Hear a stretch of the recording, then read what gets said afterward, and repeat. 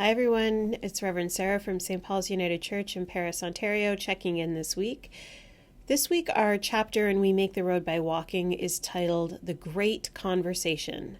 And I loved this title. I was drawn to it because I think that we have lost something really important in this pandemic, and that is the art of conversation.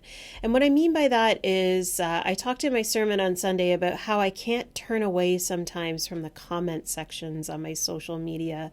And I just see conversations between people, strangers usually, where they're just hurling insults at one another rather than having an actual civilized conversation, each presenting their thoughts or opinions on something.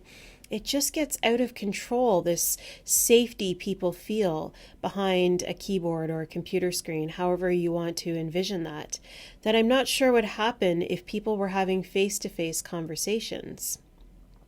But conversation is something that needs to keep happening, and conversation is what helps us evolve and grow, because that's what Brian McLaren was talking about in the chapter this week, is how we can see in the biblical narrative, as conversations happened, as context changed, how the people's thoughts on who God was and how God was represented evolved and it changed. You know, I can think of an example in my own life. There is something that's happened in our society over the last few years that a lot of people are having a hard time wrapping their head around, and that is the shift from having just two gender identities, male and female, to having a broad spectrum of gender identities. And so moving from using pronouns only he, him, or she, her, to they and them pronouns for people who don't identify on the gender spectrum as either male or female.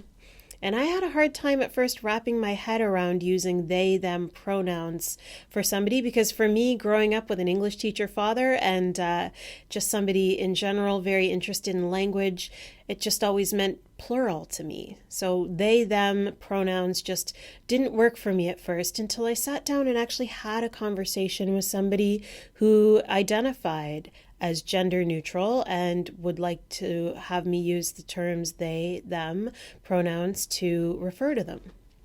And it took me that conversation, a really wonderful conversation where we both talked, but I did a lot of listening, because that's part of the conversation. We do some talking, we do some listening. And in the deep listening and the lovely conversation with this person, I was able to see the perspective more clearly and understand more deeply why it was so important to them to have those pronouns used. I think there's a lot of things when we can't wrap our heads around them that we need to do more talking and more listening on, and have deeper and more meaningful conversations about them, not just hurling of insults and using our points of reference to prove a point. It's something we need to get back to. The art of conversation has been lost, and I think we need to find it again. There are lots of conversations that need to happen for the church. There are lots of conversations that we need to keep having in our personal lives. And, you know, Jesus taught us that one of the best places to have these conversations is around a table. And it makes me pretty sad that we are not able to gather around tables in the loud, boisterous ways that we are used to, and that for some of us, the table is a table of one, and perhaps somebody across a screen on FaceTime or Zoom or Skype. It's a little bit hard to have conversations in this time and place, but I think we need to keep having them to learn and to grow in our faith. I mean, it's why we come to church every single week, to keep learning and growing in our faith, to keep being offered new and different perspectives about biblical interpretation and our understanding of God. Conversations are what help us to keep moving forward. And so I wonder for you, are there any conversations that have helped to shape and grow your faith, your own personal faith in God? Have they helped you to move from one perspective to another? Has it been a minister in your life? Has it been a family member or somebody, a stranger perhaps, that you just were in a coffee shop one day and you randomly had a conversation? I remember one time having this really amazing conversation with a woman in a coffee shop. I was sitting reading my book, The Power of One by Bryce Courtney. It's one of my favorite books. And this woman noticed me reading it and she just felt compelled to come over and say, that is one of my favorite books. I used to be an English teacher. I recently retired and I loved assigning that book as reading to my high school students because I think it brought up such powerful conversations amongst them.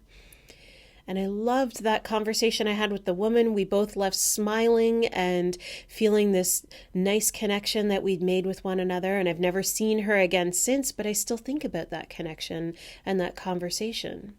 Have you ever had one of those? Or perhaps you're reflecting on a conversation that you didn't have. I'm really working hard on it, but I'm famous for having conversations that I want to have with people in my head and then not always necessarily working up the courage to say them out loud and actually go and have the hard conversation or the challenging one or even the one that I think would be great. Sometimes I just miss the opportunity and it feels like the moment's passed and why bother bringing it up now?